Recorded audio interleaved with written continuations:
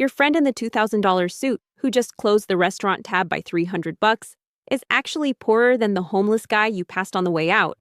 The homeless guy has an absolute crystal clear zero. Your friend has a net worth of minus $80,000. The homeless guy is free in his nothingness, while your friend is the legal property of the bank, wrapped in expensive Italian wool. But here's the irony. All evening you sat across from him, suffocated by your own envy. You looked at his confidence, the way he casually tossed the keys to his new SUV on the table, the way the waiters fawned over him, and you felt inadequate. You looked at your hands and saw only dullness, boredom, and excessive caution. You felt like an extra in a movie where he was the star. Today, I'm going to tear down the scenery. I'll show you why this boredom is your only real superpower in a world gone mad. I'll prove to you that your habit of counting change, your 5-year-old car, and your absence from Instagram's most successful lists aren't signs of defeat. They're your ticket to the Millionaires Club, a club your friend is forever barred from, no matter how many liters of expensive champagne he buys tonight. While everyone else is playing at being rich, you're building a foundation that won't crumble when the real storm hits. My name is Max, and today we're going to dissect the lies that underpin modern consumer society. Get ready. It's going to hurt, but it's the only way to wake up. Sign 1. You are living behind your income. We live in an era of great financial theater. We've been trained since childhood. If you earn a ruble, you're obligated to show off a ruble and a half to society. Social media has turned our lives into an endless commercial break. This is called lifestyle inflation, and it's the most sophisticated, most effective way to turn a person into a slave who will happily wear their shackles as long as they're gold-plated. Let's consider 2 life trajectories that begin similarly but lead to different universes. Look at Victor. 5 years ago, he was an ordinary guy, riding the subway and eating lunch from containers brought from home. Today, Victor is a successful success. His salary has risen to 400,000 rubles a month. And what did Victor do the second he saw the first increase? His brain, poisoned by marketing, issued the command, comply. He immediately took out a loan for a BMW, paying 80,000 rubles a month. He moved into an apartment in a prestigious area for 150,000 rubles. Because status requires it. He started wearing brands where a simple white t-shirt costs as much as a week's worth of food for a normal family. Victor walks into a restaurant and feels like a king, because he can afford anything. But let's take a look at his banking app, a place he wouldn't let even his most devoted Tinder fan into. After paying off loans, rent, insurance, dry cleaning, and high-status dinners, Victor is left with 0 in a good month. In a bad month, he maxes out his credit cards to make it to the next payday. Victor is a financial atlas, balancing a huge weight of debt on his shoulders. He runs on a treadmill whose speed is constantly increasing. He earns 4 times what he did 5 years ago, but his net worth, the sum of all his assets minus all his debts, has become negative. He's not just poor. He's in a deep, dark hole covered with designer duds. If his company announced layoffs tomorrow, Victor's world would implode in 2 weeks. He'd be kicked out of his apartment, the bank would repossess his car, and the friends with whom he drank 10,000 a bottle wine would stop answering their phones. Victor is a courier who simply transfers money from his company's accounting department to the bank's cash desk, leaving himself with nothing but high blood pressure and fear of the future. Now look at Artem. Artem earns the same 400,000 rubles. But Artem has accomplished something heroic by today's standards. He's remained invisible. He still lives in the same 2-bedroom apartment for which he pays 50,000 rubles. It's clean, comfortable, and has everything he needs, but it doesn't have floor-to-ceiling windows. He drives his 5-year-old Honda, which is long paid off and only requires gas. His clothes are high quality, but they don't have logos that scream price. Artem's friends, the Victors, call him a boring cheapskate behind his back. They don't understand. Dude, you're rich. Why don't you buy yourself a proper car? What are you doing with those old sneakers? Life is passing you by. But Artem isn't boring. Artem is a predator lurking in ambush. Living at his former income level, he's created a gigantic cash gap. Every first of the month, while Victor frantically checks if he'll have enough money to cover the rent, Artem silently transfers 250,000 rubles to his assets. Understand the scale of this quiet victory. While Victor pays the bank for the right to appear cool, Artem buys himself time. Every 4 months, Artem invests 1,000,000 rubles. After 10 years of this strategy, when Artem is only 40, he will never have to work again. He will be able to wake up anywhere in the world and know his capital has already earned him enough for this hotel, this breakfast, and the rest of his children's lives. Victor, meanwhile, will be a gray-haired 45-year-old man looking in the mirror every morning with horror, realizing that he can't quit, can't get sick, and can't stop because his debts will eat him alive. This gap between what you can afford on paper and what you actually spend is the only absolute and honest measure of your financial strength. If your salary is growing and your habits remain frugal, congratulations. You're not a greedy person. You're the architect of your own freedom. You trade the cheap dopamine rush from buying a new piece of hardware for the fundamental, animalistic peace of a person who knows they're in control of their destiny. Psychologically, it's torture. You're surrounded by people who are constantly flexing. You log onto social media and see an endless parade of consumption. Your ancient brain, tuned to tribal hierarchy, screams in your ears, "We're falling behind. We're at the bottom of the social pyramid. Buy something shiny now." But you have to understand one thing. Enjoying life with money that was supposed to be your capital is like eating seed grain. You'll satisfy your hunger tonight, but you're condemning yourself and your family to starvation in the future. True wealth isn't something you buy. It's something you can afford to give up. It's that quiet voice inside that says, "I don't need to prove anything to these people. I know my true worth." It's a thrill that's not sold in boutiques. It's the feeling of a concrete slab beneath your feet instead of the quicksand of debt. How can you tell if you have this trait? Do a simple exercise. Imagine that tomorrow your income drops exactly in half. Simply disappears. How many months or years could you hold out without changing your standard of living at all? If your answer is, well, a couple of weeks, then you're like Victor. You're trapped. If your answer is years, then you're already richer than most of the celebrities and businessmen in your city. You've built a system that doesn't care about crises, sanctions, or layoffs. You're that invisible millionaire. You look like an ordinary person, but behind you is an army of your own money, working for you 24/7. And while the platinum guys tremble over their quarterly reports, afraid of losing their bonus, you walk your land with absolute confidence in the future. But that's just the first layer. The most interesting part is yet to come. Next, I'll reveal the second sign that will leave you stunned. I'll explain why your constant feeling of being empty while your bank account is growing isn't paranoia, but a sign that you finally learned to manage reality. We're moving on to the most pressing question: why rich people often feel poorer than those with a hole in their pockets. The second sign that you're winning this financial war sounds incredibly absurd. You constantly feel broke, or even poor, despite your net worth growing every month. You might be sitting there thinking, "Max, what are you talking about? How can feeling broke be a good thing?" But let's apply some logic they didn't teach us in school. When you're aggressively building your future, most of your income is snatched away before it reaches your bank account.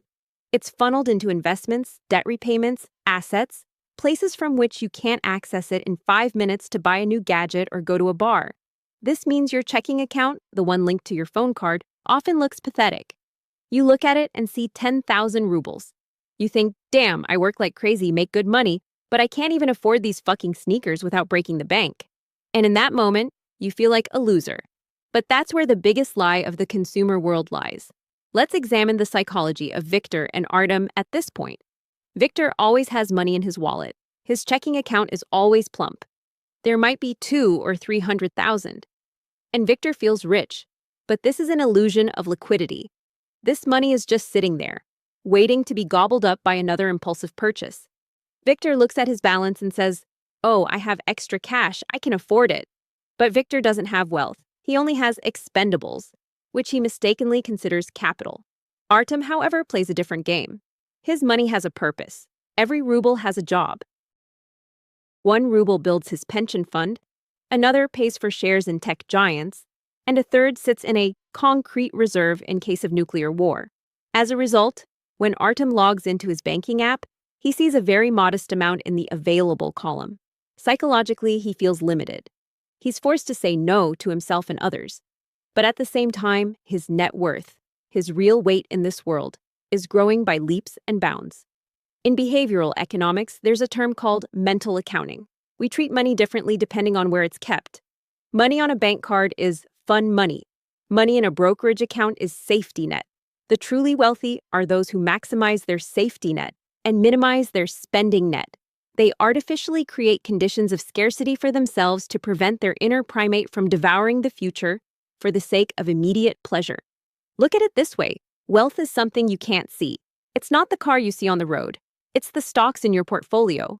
It's the real estate that generates income. It's the assets that work for you while you sleep. And if you focus all your resources on them, you physically have no extra money left over for show. You're rich on paper, but poor in everyday life. And that's the highest form of financial discipline. Let's take a real-life example. Meet Elena. She earns 150,000 rubles. Every month, 40,000 goes toward the mortgage on her apartment, which she'll soon rent out. 30,000 goes into a brokerage account, and 10,000 goes into a safety net. After all the mandatory payments and taxes, she's left with 40,000 for food, transportation, and living expenses. Elena often skips out on movie nights with her friends, doesn't buy takeout coffee every day, and doesn't get a new phone number once a year. Her friends pity her. Lenka, you work so much, treat yourself. But let's fast forward 5 years. Elena already has an apartment that pays for itself, and an investment portfolio worth several million, generating passive income equal to her current living expenses. She's already single. Meanwhile, her friends are still pampering themselves, owning only a pile of clothes that depreciated to zero the day after purchase. Which of them was truly living in poverty? This strategy is called pay yourself first, but most people interpret that as buy yourself a gift. No, pay yourself means buy a share of your future freedom. When you transfer money into an investment account, you're literally buying your future hours from your employer. You're saying, I don't want to work for food at 60. I want to own my time. And here lies the main trigger. If you feel uncomfortable with the fact that you don't have enough money to live on, even though you earn a lot, celebrate it. This means you're effectively sterilizing your income from lifestyle inflation. You're preventing your appetites from growing along with your salary. You're building a dam while everyone else is trying to drink the river. Your brain will resist. It will give you 1,000 reasons why you need to relax. It will show you Victor, who just bought a new console or flew off to Dubai for the weekend. But you must remember, Victor is spending his life. You are saving it. There's a concept called rich but illiquid. It's a state where you're a millionaire on paper, but you might not have the money for an expensive glass of wine tonight.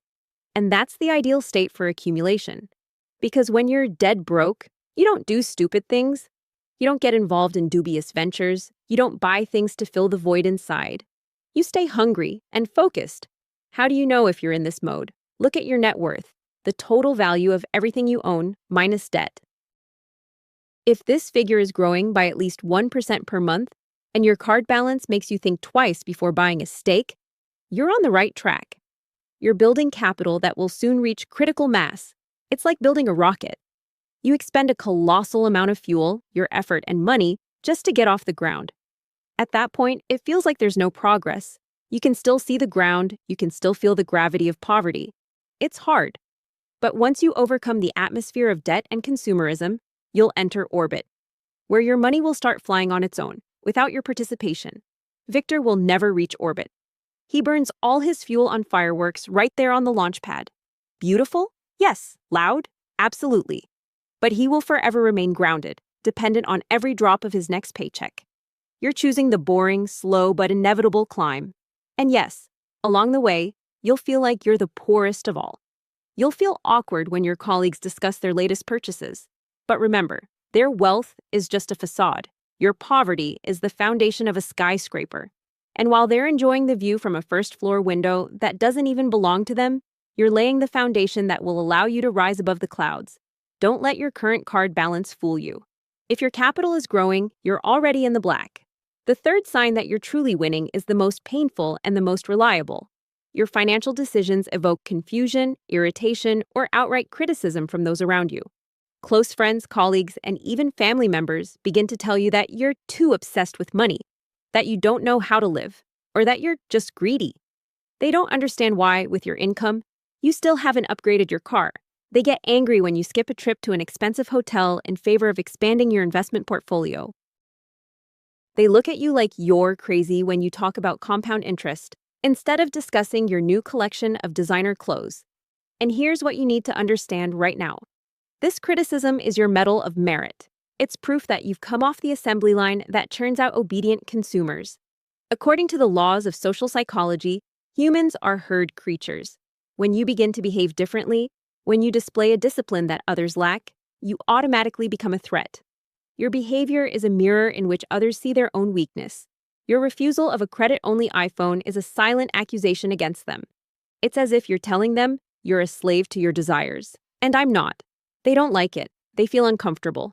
So they try to drag you back into the crab bucket of financial mediocrity. They want you to become as vulnerable and predictable as they are, so that by comparison, they don't look like losers. Look at Victor from the first part. Everyone loves him. He's the life of the party, always ready to throw money around, always on trend. Why? Because Victor is safe. He's just like everyone else. He plays by the system's rules: work, spend, take out a loan, work more. Victor is the perfect cog, lubricating the economy with his sweat and blood. Now look at yourself. You're an oddity to them. You're the one who broke the unspoken agreement to appear successful at any cost. But let's be realistic. Most people's advice is worth only as much as their wealth. If someone who lives paycheck to paycheck and worries about every call from the bank tells you to enjoy life, that's not advice. It's the sound of a sinking boat. Would you ask directions from someone who's lost in the woods? Then why do you allow financial ruin to dictate how you manage your capital? Real wealth requires a willingness to appear less successful than you actually are in order to become more successful than they could ever imagine. It's a strategy of hidden superiority. You drive a modest car while your stock portfolio grows by tens of thousands of dollars a month. You live in an ordinary house while your assets could buy out the entire neighborhood. You don't waste energy proving anything to people you don't care about. You waste energy buying your freedom. Let's look 15 years into the future. Let's peel back the gloss and see the finale of this race.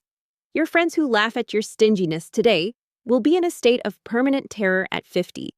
Their health will begin to fail, their job marketability will decline, but their appetites and debts will remain the same. They will be chained to their jobs until death because they have no foundation.